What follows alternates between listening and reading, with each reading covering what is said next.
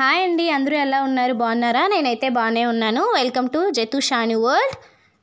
శ్రీ వెంకటేశ్వర స్వామివారి 7 శనివారాల వ్రతం 3వ వారం నేను ఈ విధంగా జరుపుకున్నానండి.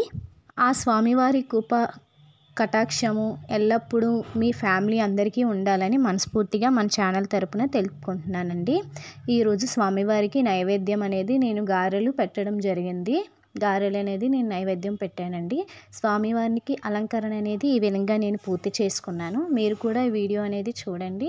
మీకు గనుక ఈ వీడియో నచ్చితే తప్పకుండా సబ్స్క్రైబ్ చేయండి, షేర్ చేయండి.